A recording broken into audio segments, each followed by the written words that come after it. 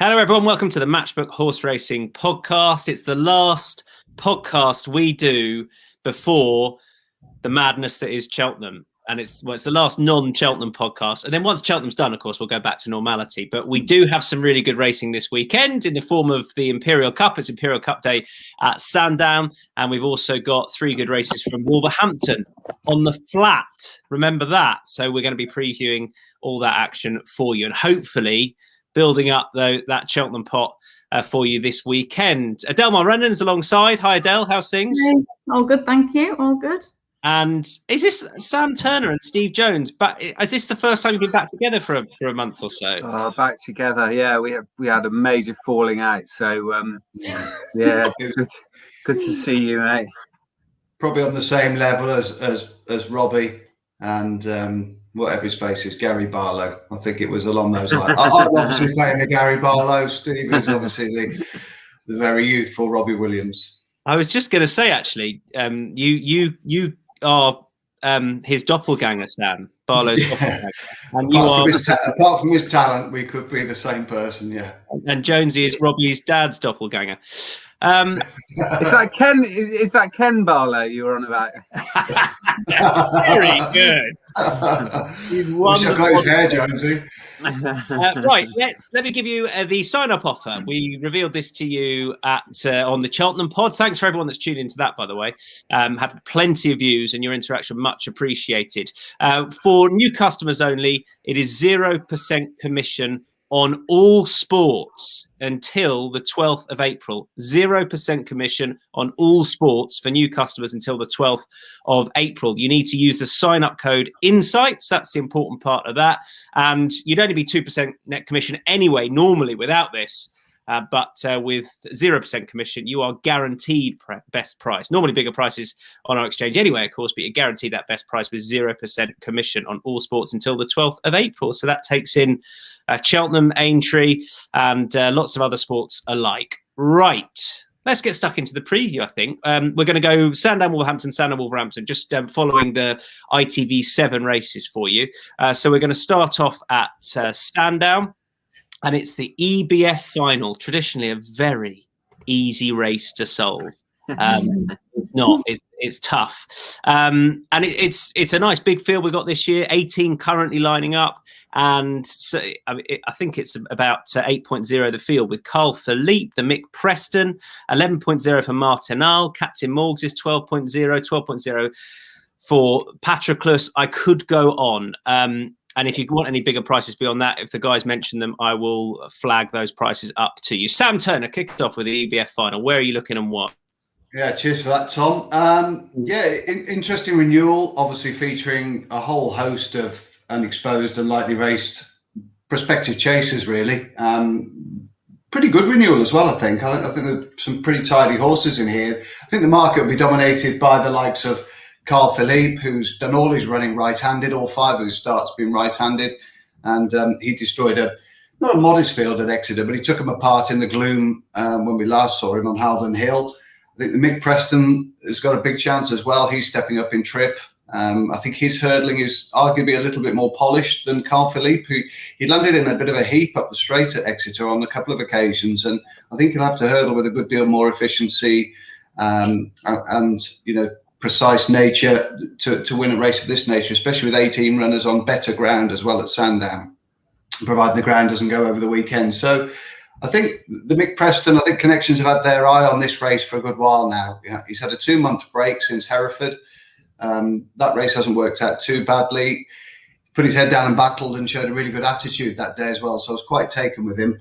The race before behind Annual Invictus has worked out fine as well. So I think he's fairly well handicapped off 126, if I'm honest. I think that's a very fair rating that he's sort of been allotted.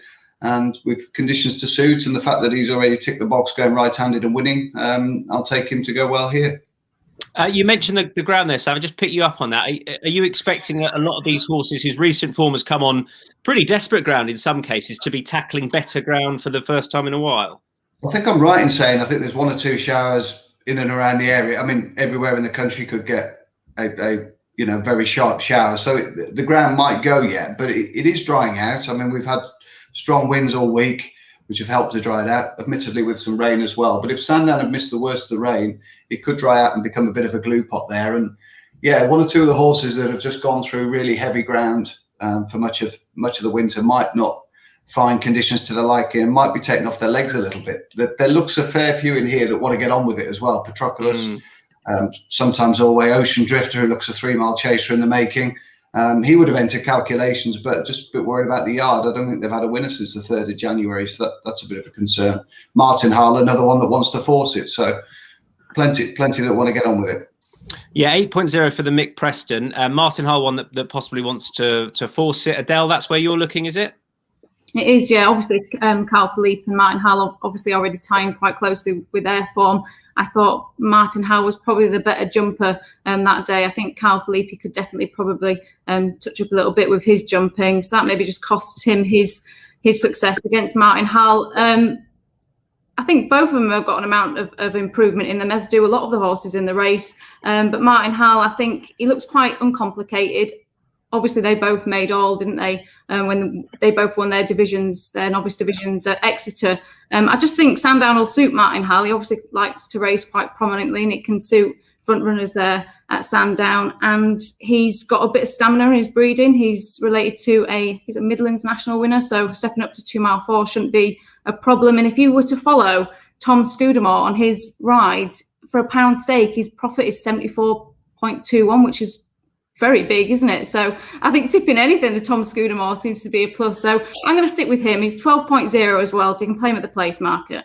He's had a fine season, has Tom Scudamore, and hopefully he wins on one for the team in the Ultimate at the Cheltenham Festival. That's just I have to get Cheltenham in there somehow. I'll pick up on Martin Hull if I can and give my selection, just because that day at Exeter, 10th of January, when Martin Hull beats Carl Philippe and Jane Williams's horse Gladiator Allen was back in 3rd. I mean, it's worked out a really strong bit of form. Gladiator Allen, who won subsequently when stepped up in trip. I thought Carl Philippe probably emerged the best horse that day at the weight, but as Sam pointed out, he doesn't jump brilliantly. He's shown errors, or he showed an error late on, and that cost him the race. But I can see why he's favourite. And then you got the horse that Carl Philippe beat last time in the form of Sheldon. Now, on the face of it, it's going to be really difficult for him to reverse that. He was beaten 10 lengths, and Carl Philippe won pretty easily. But it was really hard to see late on, first of all, because I think there were camera issues and visibility issues. So the camera up the straight for most of it was right behind the horses. So jockey body language was quite hard to decipher. And Kevin Jones, who was on board that day, he went over to what was the far side of we were looking at it, right of shot, but up effectively the near side. And the horse stayed on. He's a horse who should definitely want a little bit further on pedigree. And I just thought, with what is now effectively an £11 pull, I thought 21.0 about Sheldon was fair enough. Look, I'm not saying he's going to reverse that form, but I thought it was a bit of a market overreaction. It's almost as if because he beat him last time, he's sort of ruled out as reversing that form. And I thought, as Sam said, Carl Philippe won't get such an easy necessarily here, and it could just set up for a horse like Sheldon. I'd definitely be playing slightly bigger in the place market, because he might just be a pick up the pieces horse. This hasn't gone to many favourites in the past, and some big prices have come out on top before. So I'm going to side with Sheldon at 21.0. Steve Jones, you are looking at still a half decent price for Emma Lavelle. Yeah, Sam Barton is the one I like. I think the feature of this race for me is that a lot of those towards the front of the market, we've mentioned Martin Hull, Carl Philippe, Patroclus, the Mick Preston, they all seem to have been bossing races from the front in novice hurdles, where although I dare say they don't need to lead, but it's been the advantage in novice hurdles, small field novice hurdles to lead like that. And it's going to be a completely different scenario in this race, because we know that they're going to go pretty hard and stamina is going to come to the fore. And I was really, really impressed with Sam Barton last time at Doncaster. That was 2-3, and he cruised through the race. And it was one of those, I think Adam Wedge rode him, and it was one of those where he was going so well, he was just holding on to him. And you thought, is he holding on to nothing? And the Edgar Wallace, who had some really good bumper form for Kim Bailey, was the one that challenged him, and you thought, oh, he might just find nothing here. But as soon as he gave him a squeeze, he went again. And I think this is a really classy horse. And he'd had substance in the form before that. He was second to Optimised Prime at Hereford. It's all soft ground for him because it's what we've had all winter, isn't it? So there is a bit of a concern maybe switching to good ground. But in his pedigree, there's a lot of hope that he will be effective on good ground. He travels so well, and I think Doncaster, you don't get as bad ground as most places, so I'm hopeful that Sam Barton will handle it, and if he does, I think he's got a great chance in what is always a very competitive race. And Emma Lavelle, Tom Bellamy takes over on Sam Barton for her. He's, for me, riding as well as anybody. He's one of the most improved riders. Although he's always been good, I think this year he's taken it to a different level. He's been brilliant. And the funny thing is with Sam Barton, his sire is Black Sam Bellamy, who must be one of Tom's uncles or something like that. So the family connection is there for Sam Barton. Now, I really like his chances. I think he's got a great chance.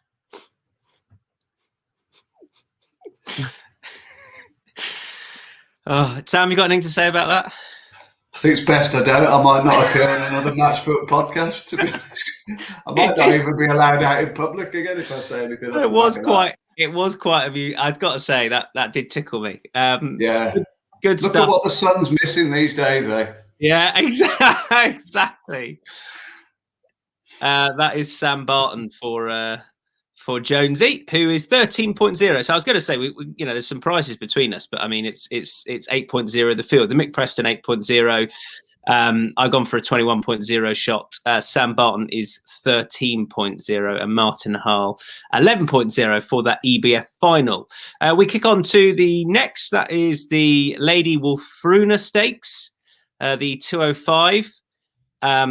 Never heard of her, but Sam, history lesson, take it away.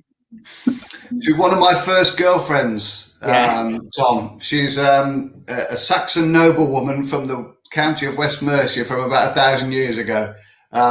She didn't like getting around in, and she was a bit aggressive. But apart from that, she was a good girl. Lady Wulfruna, who was local to where Sam is, and this is over 7 furlongs for this contest. Right, Adele, can I come to you first, because we love a big prize flyer. And you are. I honestly, this is terrible. When you told me who you were selecting, I was scrolling down. Take it away. I did do the same thing. To be honest with you, it's purely because it's not one I would be having a win bet in. Obviously, Highland Dress is the one to beat on the form. Mum's Tipple, I think, has already been well supported. You've got Ryan Moore riding Mum's Tipple, who has been very disappointing since winning the Premier Yearling Sales race at York. Did run a better race last time out, managed to actually finish his race, but wouldn't be one I would be kind of looking to have a bet on. So I like Belle Anglaise. I've actually got her in my tracker to follow. I don't know if anyone remembers watching the racing at Lingfield when she ran in the Hever Sprint Stakes over 5 furlongs at Lingfield. Really inadequate trip. Obviously over 7 furlongs on Saturday. She's massively priced. She won at Chelmsford over 7 furlongs. So obviously it's more suiting to her trip wise. She was 66 to 1 when she ran at Lingfield. I mean, she's big price. I'm thinking maybe even 40s, but just for small each way, and then one to put in your tracker for one to follow as well for the rest of the season. Look, at the moment, 51.0. Look, I dare say, as the market strengthens up, she could be an even bigger price. So that's worth keeping an eye on. And would you place market solely, Adele? Solely on her, yeah. I'm not. Highland Dress is obviously the one to be. Mum's Tipple, I couldn't really be going with that one. So she's one I've got in my tracker to follow for the rest of the season. She's obviously still unexposed. I think that was the first start back in the UK at Lingfield. So trip wise, it's to suit. She didn't run a terrible race. I thought she wasn't disgraced at all at Lingfield over 5 furlongs. So just one to watch and a small place bet on her. That is right at the bottom end of the market. Top end of the market for, I think, both Steve and Sam. Steve, you like Highland Dress? Yeah, I do. I think this is the best bet of the day, to be honest. Funnily enough, I did look at Belle Anglaise.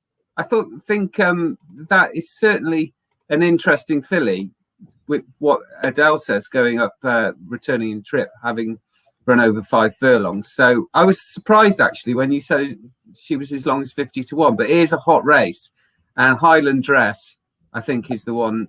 Archie Watson is having a great time of it at the moment. I think February was operating at something like 40%, and even going into March, they've had 5 winners already in March. So the yard is in great form.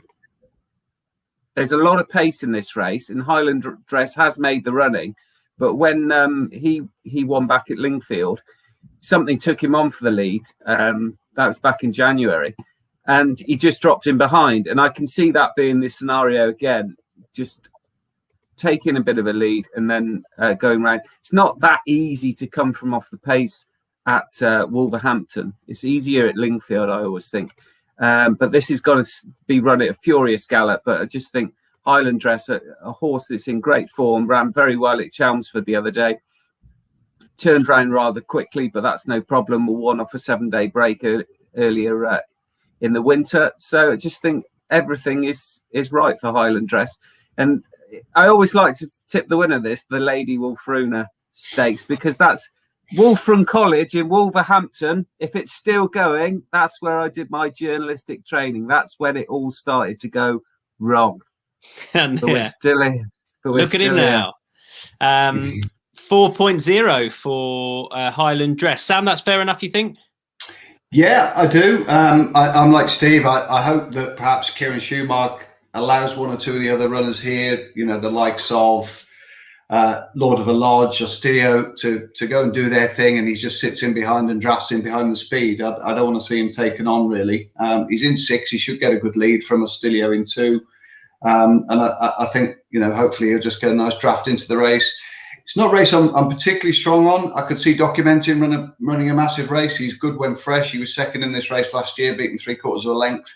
Doesn't always get the run of the race from the rear as such, but I think if they do go a good gallop and it sort of all capitulates late on the speed, I think he's the one that could pick up the pieces late on. But yeah, I'm going to go with Archie Watson. His yard's in great nick at the moment, and Highland Dress looks well poised to strike. And I'm going to sit this one out just at the current prices. I think right favourite, but as the prices as they are at the moment, I won't be parting with any cash. Move back to Sandown for the Imperial Cup. This is the 225. Prices for you for this. You've got 4.0 for Natural History. Point bigger, I should say, is Langer Dan. 10.0, Leon Cavallo. Miranda is 12.0. And then into there's a good few in at 13.0. I'll give you those prices about those if they are put up. I'll take the lead if you don't mind, because I didn't do the last one. And pretty much strongest bet of the day would be Leon Cavallo here, off a mark of 142. We know that David Pipe and Thomas Scudamore are having a good time of it at the moment. And I dare say that they had an eye on returning in this race. I know it's a race that Value Racing Club like anyway. And then he's got some notable Cheltenham entries as well. Now, it might well be that the Cheltenham target is over a little bit further. And that's a slight concern for me, just based upon the fact that his Stratford Chase win came over an extended 2.5. He's got flat form, we know, over this too. He ran okay in the Cesarewitch when he was only beaten inside 10 lengths. I feel like David Pipe's probably taken his form to a new level, or he's slightly improved him. Not that it's easy to do from that yard, but I think a change of scene has improved him slightly. He ran really well at Ascot behind Not So Sleepy. We know that's decent form. That was back at the end of 2019, and he's a pound lower than that. So I'm surprised he's available at 10.0. And I dare say that Connections will have a mind on getting him to a race at Cheltenham with a penalty if he takes this. But look, you've got to take this in first. But I think he's a very fair price at 10.0. And Sam, I think you've got a couple on side. Is he one of them? He is one of them. Yeah, he also goes very well fresh. I think he was beaten in nose here on the flat after a sort of 130, 140 day absence. I think he's won a couple of times after 5 and 6 month absences. So I'm not worried about his fitness at all.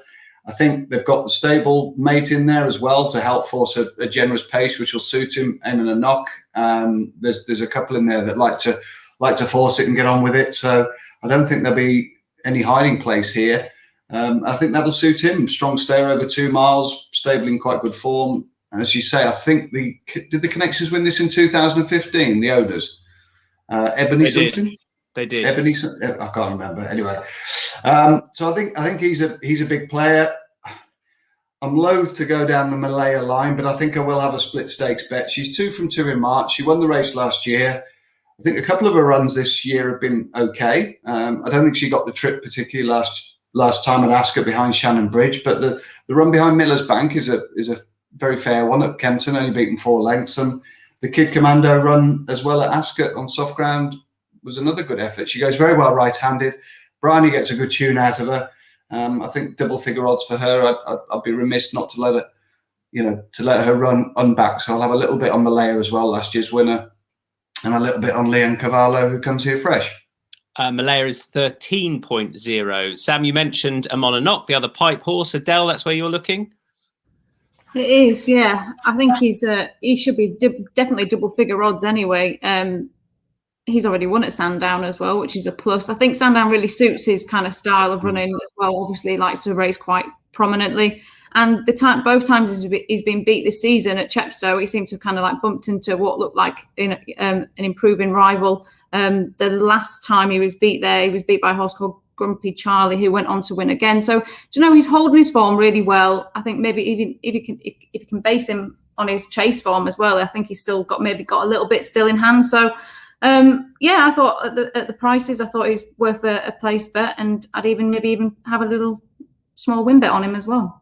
Slightly bigger in the place market for Adele then on a Mononok, but a win bet as well. 15.0 he is, which is the same price as Jonesy's selection. Mute. I'll unmute this time. He's good at that. I'm just about getting the hang of this. But no, I think it's an interesting race. Like Sammy says, they're going to go quite quick in this.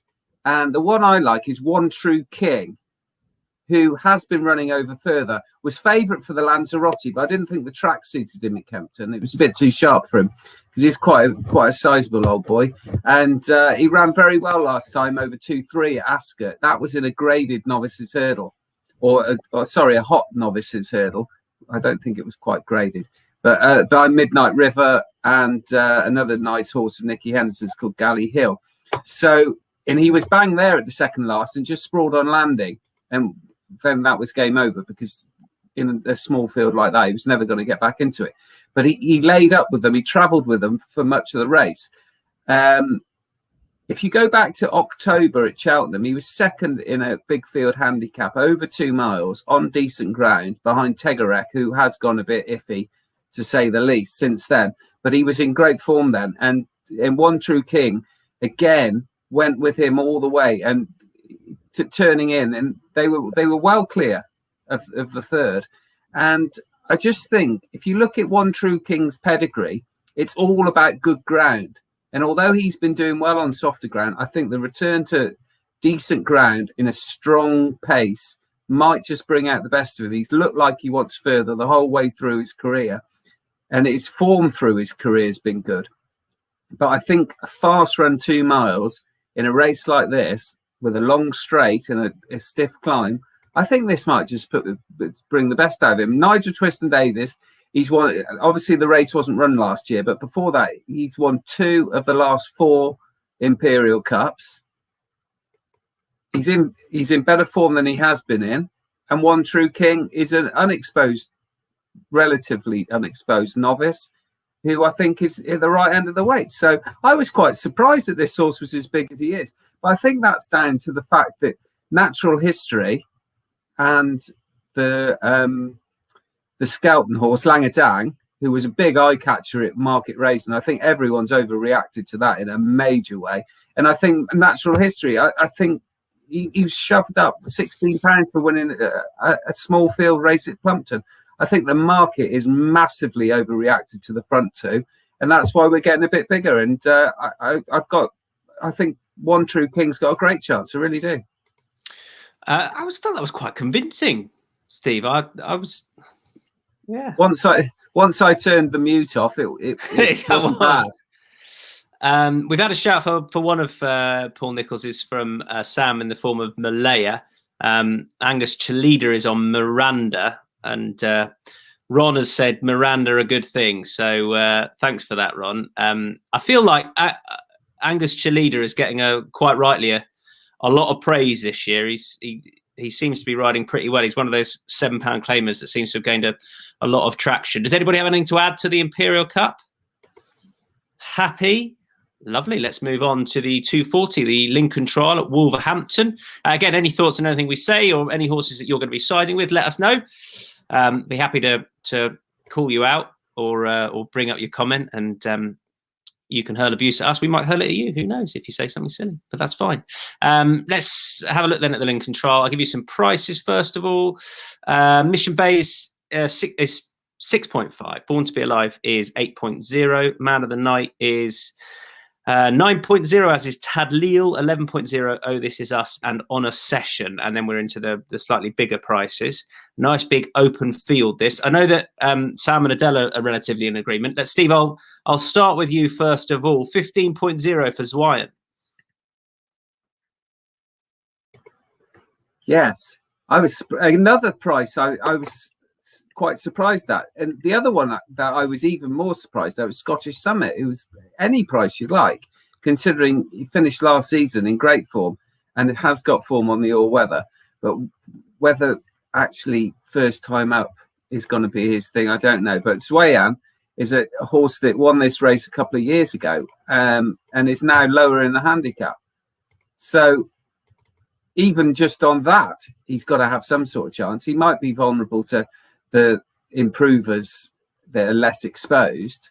And let's face it, Zwyan didn't do a lot of winning over the past couple of years. In fact, his win in this race 2 years ago is his last win. But you look at some of his form and it's very good. First time up last season, which obviously he's returning from another break now, he was fourth behind Montatham and Dark Vision at Sandown. Now, those two had filled the first two places in the Hunt Cup before that run, so they were race fit as well. And he still managed to finish fourth, just beating a couple of lengths of them. And then he was drawn appallingly in the Goodwood Mile, the Golden Mile, and came back at Kempton and ran a perfectly respectable race in another decent handicap over a mile. I didn't see a huge amount of pace in this race. There's a lot of horses in here that like to be held up. And I don't think round a tight track like Wolverhampton, that it's not easy to come from off the pace because the straight isn't particularly long. I think he's just going to slot in behind them from stall 4.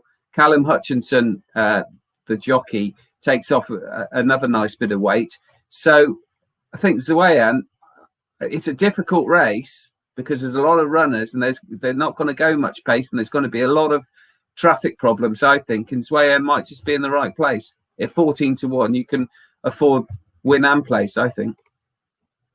Would you back the other horse you mentioned as well, but 26.0? Yeah, but maybe small stakes. Yeah, because I just think it's the wrong price. I mean, he's got form in big fields, and he's a horse that's really well bred because he started off with Sir Michael Stout before joining Jeff Harker. Who the worry with me for Scottish Summit, he finished the last season so well. Is he in that same form first time up? If he is, I mean, he's definitely the wrong price. So big prices there. Main one is Zwyan, as Steve said, under Callum Hutchinson, who I think is Wayne's son. Wayne Hutchinson's son? I think that's the case. I didn't know that. Yeah, and he's one of a few guys at Andrew Balding's who, again, could have a very good season. Adele and Sam, you're both Tadleal. Adele, kick us off. It is a tricky little race, as Steve's already said. And then you've got a few horses having their first start back. Always money for Ryan Moore's horses. He's acting on a 37% strike rate at the moment. So sometimes I think you can get false favourites with his. He's got a bad draw as well on Mission Boy. Tadleal is the horse that I think has been most progressive this winter. Obviously, since he's joined Richard Fahey, Laura Pearson rides him. She takes off a valuable £5 allowance. She wasn't riding, was she, couple of weeks back. She was saving a claim. But I think the most important thing with this horse is, Steve's already said there's not much pace on in the race, but the good thing about him is, she's got a good draw in 5. She ain't going to be bogged down with tactics, because he seems quite versatile. Born to be Alive, I think he beat a horse called Sanard. Is it Sanard or Sanard? Who then was well beaten by Tad Leal. So that form doesn't amount to much. So I would have been laying him anyway. So I think Tad Leal is the one that, for me, looks the most progressive. Good draw, good weight. She takes £5 off it. She's not bogged down with tactics wise. She'll be able to jump out, see where the pace is, follow them. And I think he's a great value as well. At 9.0, Sam, you can add to that? Yeah, I think Adele's covered most of it, to be honest. I did see one pace angle in this, and I'd have to have a bit of a saver on him. Man of the Night, who drops back in trip. He's been kept in training as a 4-year-old. I don't think this step back in trip will harm him too much. He's quite a free-going type anyway. And don't forget, he was second to Tritonic in a decent race at Newbury a year or two back. So he has got a bit of inherent class. He wasn't over-raced last year.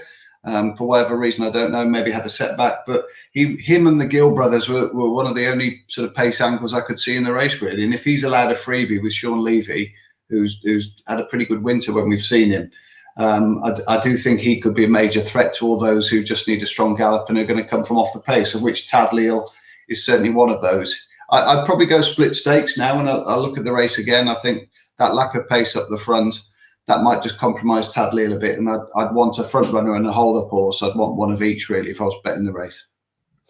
That's an interesting way of playing it, I suppose. Just based on how you think the race will pan out, you'll sort of have a bet on tactics as much as anything else. Well, I think it'd give you a trading vehicle, certainly, Man of the Night, because I can't see, for a horse that stays a mile and a quarter well, I can't see any other way of riding him, really, than getting on with it. Don't normally like front runners at Wolverhampton, particularly over the extended trips. I think it's very difficult to try and make all, unless it's a small field, and certainly not in a competitive handicap like this. But he has got a bit of class, and I think he'd give you a good run for your money. And I could envisage a scenario where he'd trade at least half of his starting price. So that might be the way to go with him. And that is why quite often we'll see money come for a horse late into it, coming into a race. And I'll be saying, oh, there's money for this one, there's money for this one, and it turns out that's because it might be a change of tactics. Somebody knows the horse is going to go forward, and it's just a trading vehicle, and that can quite often explain a late move for a horse. Not always based upon the likeliest chance of them winning, but where they're going to be positioned in the race. I'm siding with Mick Shannon here. Look, Milltown Star might need the run. 168 days off the track. The horse was gelded and then only had 3 runs last year. They weren't much cop, in truth. He's fallen back down to a mark of 97. The trip is, he's bred to want it. He hasn't always shaped in his races like he definitely wants it. But the main angle, and he's 15.0, the main angle is returning to the scene of his sole all-weather success. He's 1 from 2 on the all-weather. I think he's only 1 from 11 on the turf. And I think this return to this sort of surface could well suit. Like I say, might need the run. The jury's out on the trip. I'm not saying he doesn't get it, but he needs to prove that he does want it. But he's certainly bred for it. And a bit of speed, which he does have, is going to be no bad thing, given that the guys have said there's not a huge amount of pace on. I'm happy enough that he's drawn 7, and I hope David Probert doesn't get too far back. But returning to the scene of his sole all-weather success, and he's got a good strike rate on the all-weather, I thought he was worth siding with. Winam Place 15.0 in the Lincoln trial. Anything to add, anyone? We're done? Good stuff. Let's kick on to Sandown, the listed mares bumper. This is the 3 o'clock. Miss Lamb and Rainy Day Woman, who's giving weight away, are fighting out the top of the betting. 5.5, Flirtatious Girl 8.0, as is Tweed Skirt, and 8.5 for Ballybuff Mary, then into the double figures. Adele, we're taking each other on at the top of the market, so you can make your case first. Oh, for Miss Lamb, obviously she was beaten by Eileen Dover at Market Raisin, and then she obviously beat Grangie as well of Willie Munses, who went on to win at Leopardstown in a Grade 2. She's quite uncomplicated, actually. I know Sally Hall, her breeder and owner. The breeding generations for Miss Lamb goes back like years and years and years. I think even to like the 1960s or something like that. So I'd be so pleased to see Miss Lamb win for them. Obviously, when you're an owner and breeder, it means a big deal to them. You've got Jack Garrity, who rides her for the first time. Jack has now started riding in a few bumpers. I don't know if anyone's noticed. His brother actually rides under both codes, and Jack's started riding in a few bumpers as well. So he obviously wouldn't have a lot of experience riding in them, but he's a good rider. He rides out at Jed O'Keefe's. He knows her very well. And she's not a bad price this year. I think I'm going to stick with her and have a small little win bet on her. Jed's just having a little bit of a quiet winter for me. That's the only thing. So I wouldn't be going large on her. She's 4.5. She's undoubtedly got the best form. To be honest, when I first looked at the race before it had any kind of market, I thought she would be clear favourite. I think she should be. And yet I'm going against her because I really like Rainy Day Woman as a horse. I was really impressed with what she did last time. I had a chat with her rider after that performance, and she was pretty taken with it. She clearly needed a little bit of time, perhaps just to strengthen up last season when she was beaten in a couple of bumpers. And Paul Nicholls has very much got the best out. Of course, she used to be with Pam Sly, and now is with Paul Nicholls, and is 2 from 2. And I know they like her. It's hard to argue, to be honest, she's value at the moment against Miss Lamb, because giving weight to Miss Lamb and the fact that Miss Lamb's got that Grand G Eileen Dover form, I'd say she should be a little bit shorter. So you've always got to take value into account. But then I'm going to side with Rainy Day Woman because of what I think of her. And I'm just hoping. I think it's more likely that the other filly shortens up, to be completely honest. So maybe you can get a bit bigger than Rainy Day Woman. I wouldn't be going massive at that price, just as I can't hand on heart say it's really, really good value.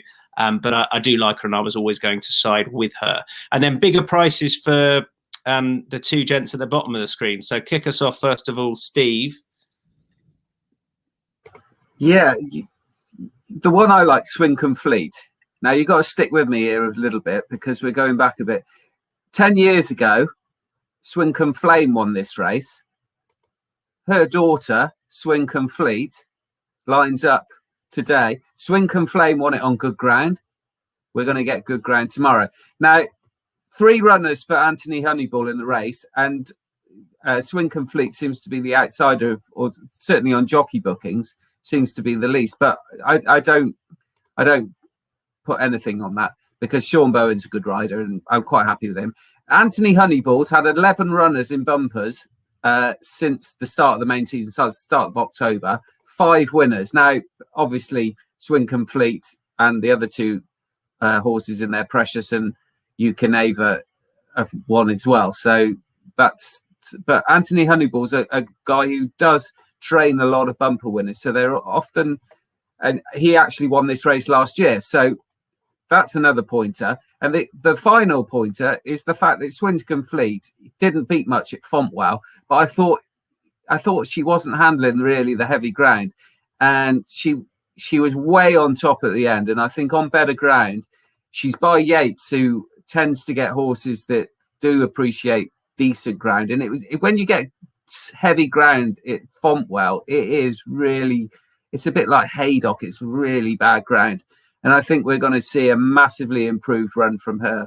And I think everything points to her being way, way, way overpriced. Another one at a good price. What sort of is she? Sort of 21, 26, yep. Something like that. 21.0 at the moment. You might get bigger on the day. Win and place, Jonesy. Yeah, but I just think she's a good bet. So yeah. Hit both. Yeah, why not? But I certainly wouldn't just be backing her place only, because I think she can win this, even though it's so competitive. I think she's a really nice horse. For last year's winning trainer, as you said. He's got a few in the race. And Sam, you're going even bigger, 34.0 about Marshmallow.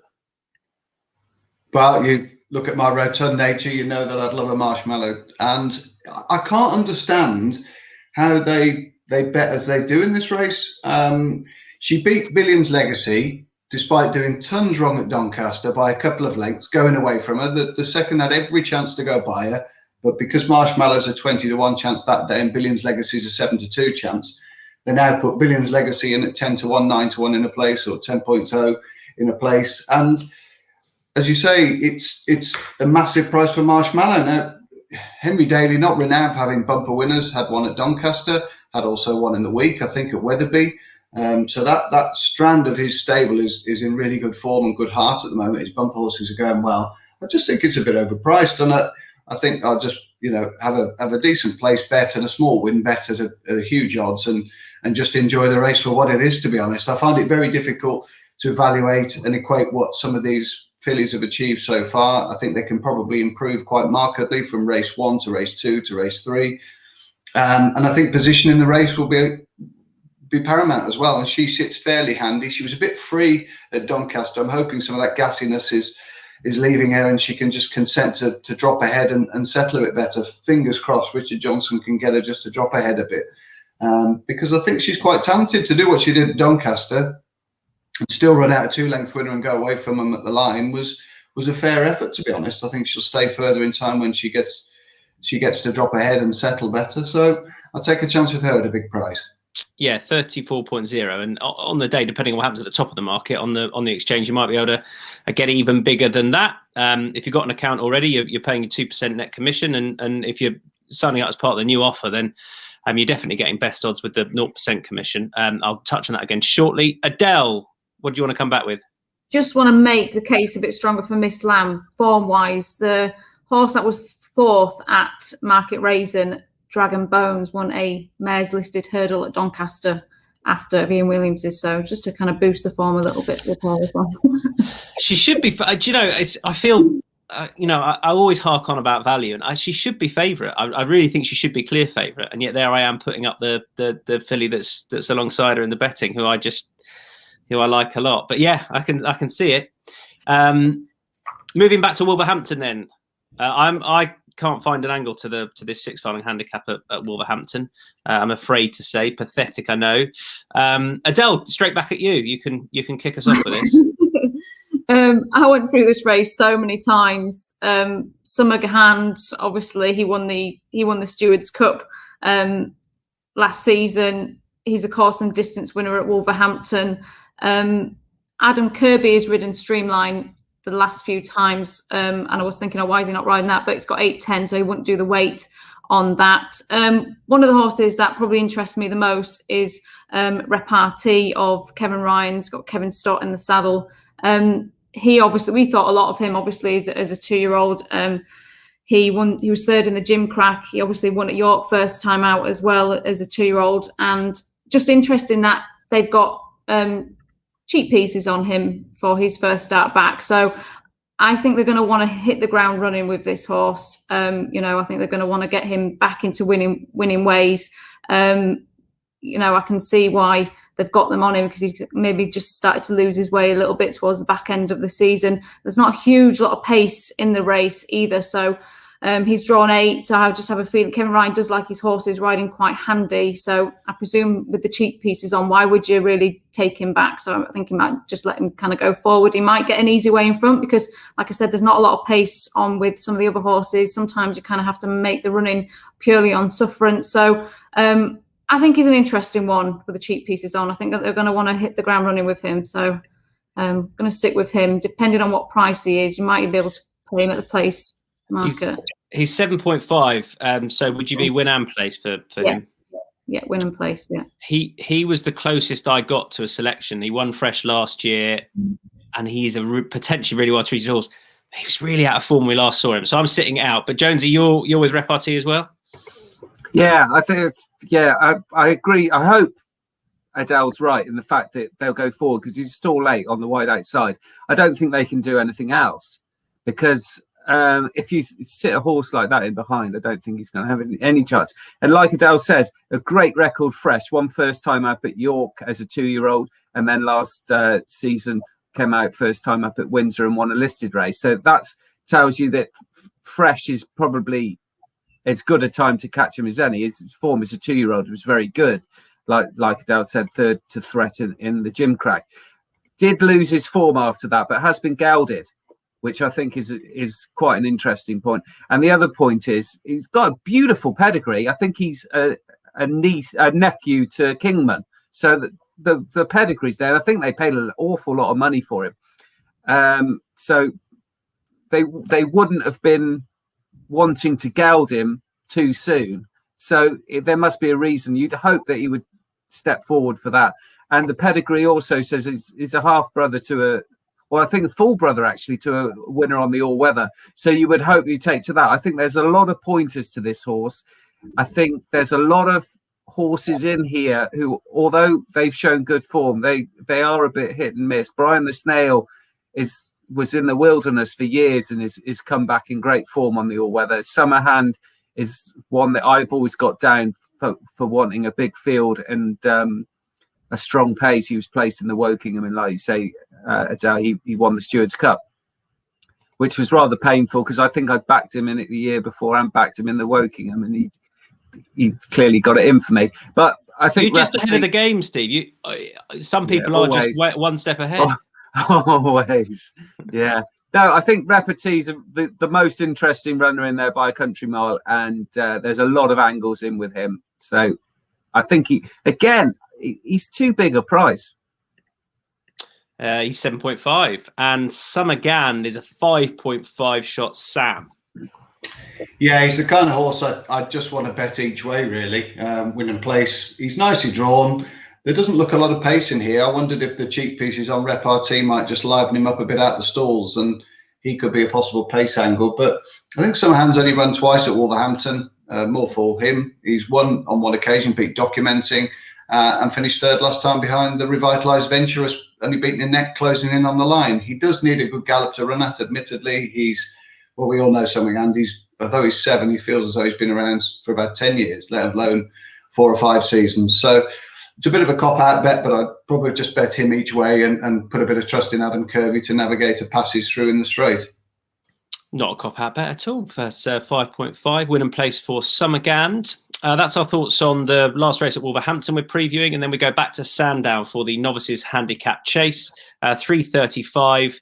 You've got 5.0 for No Getaway, 6.0 for Admiral Baratri. High up in the air is 6.5, 8.0 for Stratagem, 10.0 for Lust for Glory and Balaga. So then into even more bigger prices. I'll just kick off with Admiral Baratri.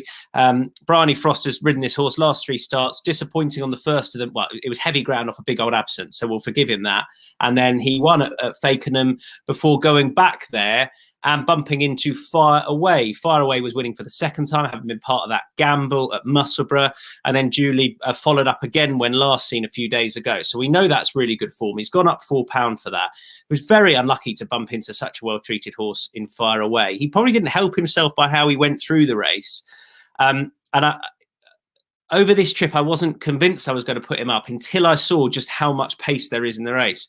I mean, there are so many horses that like to crack on that I think at 6.0, this is a really solid bet, this horse. I know that the recent form has come on pretty testing ground, but I think that's just, he's a well-treated horse and there's only been testing ground to run on. He has got form on slightly better ground, and I thought he was a fair price at 6.0.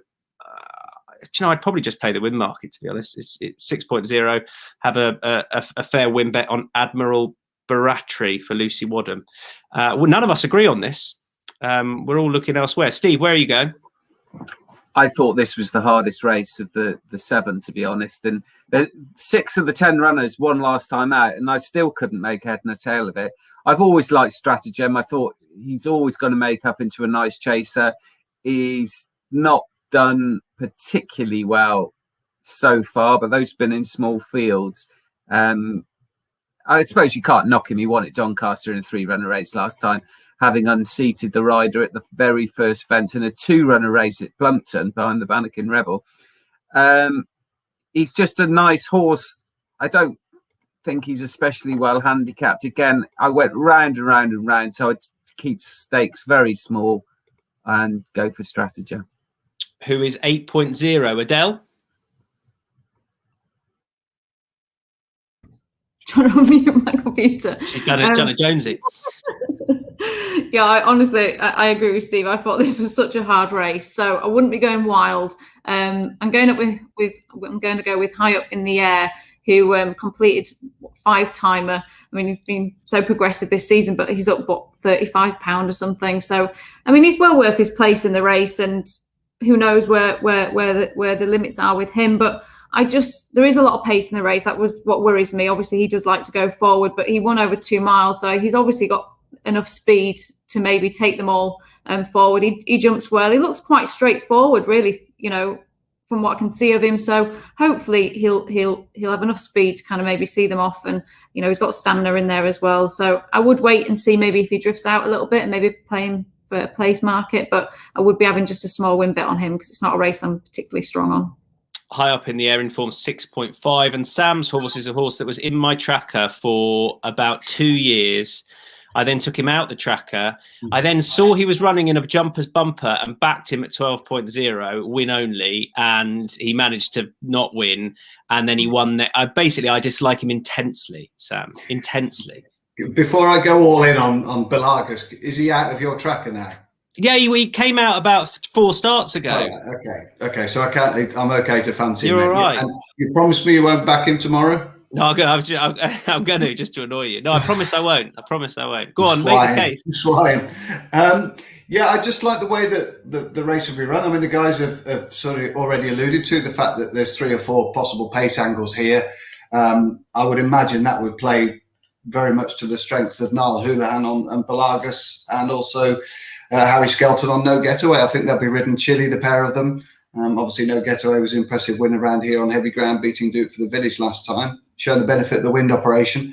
And if the pace does collapse, if there are 3 or 4, and you'll be able to find out pretty early on if they're going a good gallop here, it could be an in-running play. Those 2 horses, they'll just be sat out the back and hope to pick their way through the field. I was taken with Belagus last time. I know he's polarised opinion a little bit previously, as has Nick Gifford as a trainer, but 3 of his last 8 runners have won. He's won with a couple of handicap chasers as well, and Belagus is obviously in really good nick, and he clocked a very good figure over 2 miles here when sauntering through and winning comfortably. I think the kid on top looks as though he knows about the game as well. I think he's been quite impressive in what I've seen of him this year. So I think win and place for Belagus is a fair play, and I don't think the step back up in trip will be too much of a problem for him. 10.0 under Niall Houlihan for Belagus. Right, that's us done for the previews. Before we get to best bets, just to remind you of that sign-up offer for new customers until the 12th of April. 0% commission. Use the promo code INSIGHTS at matchbook.com/promo/insights to take advantage of that. Guarantee yourself a best odds. Also, we've got some pods coming up for you for Cheltenham. So we're going to have a pod for every day of the week for Cheltenham. We'll be recording on Monday evening live, doing 2 in 1. So doing Tuesday and Wednesday even. We're going to have a team of 6 back for that. So as far as the Monday evening pod, we've got the 2 gents at the bottom of your screen there. Adele will also be on with us, and Declan Ricks and Mihal Deasy will be joining us. And the same team for Wednesday evening at 6 p.m, minus Adele, with Matt Toombs stepping in for her, and that'll be previewing Thursday and Friday. Sam Turner. Do we have to wear tweed? Flat caps only. Right, okay. I bought a flat cap, right? I ordered one, and Did you get it on over that quiff? Yeah. I put it on, and I thought I'd surprise my wife. It sounds weird. I thought I'd walk into the kitchen and sort of just not say anything. And I can't tell you what she said. It was an expletive, which then was followed by "take it off." So it's going back. Please tell me that wasn't the only thing you were wearing. No, I had everything else on. No, don't worry. Yeah. You've got one, haven't you, Steve? Yeah, I've got several. I like hats. To be honest, I like hats. I have this one that I wear in the winter that sort of like a Russian hunter's hat that comes down here, and my neighbour thinks it's very amusing. I don't know why. It's a great look, Jonesy. That is. Yeah. Do you ever wish you hadn't asked a question, Adele? I mean, why I thought of asking a question like that would make any sense. I think the best bit of insight we've had so far on the whole pod is Steve Jones just saying, "I like hats." I'm gonna wear one for a different one for each Cheltenham preview. Please do, because then I won't have to tie my hair back in an embarrassing fashion with an elastic band. You'll be with that barnet, I tell you. You'll be rivaling Adele for a top knot soon. Right.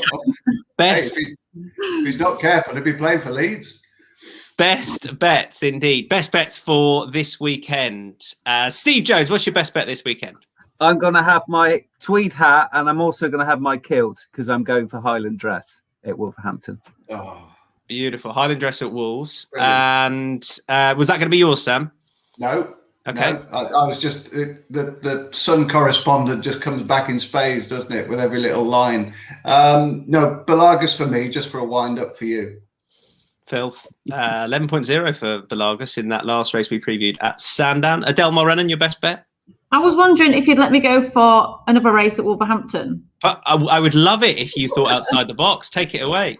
Well, I haven't tipped any Rye Moores in the 3 we've previewed. He's got 6 rides. I'm sure he'll get a winner at some point. So he rides one in the 130 for James Ferguson, Fiordland, who was second at Kempton in the third. He was well cleared. She was well cleared the third, who went on to win since. So a little bit of form boost for that one. So not quite sure price-wise what it would be. Hopefully there might be a little bit of value in it. I mean, I'd say towards the top of the betting, definitely. But I think you'll be, let's be hoping for sort of a 4.0, 3.0. Yeah, 4. Do you think that'd be fair enough? All right. Well, hopefully we can get around that for Fiordland for you. And I'm going to go Leon Cavallo in the Imperial Cup. I think 10.0 is a very fair price.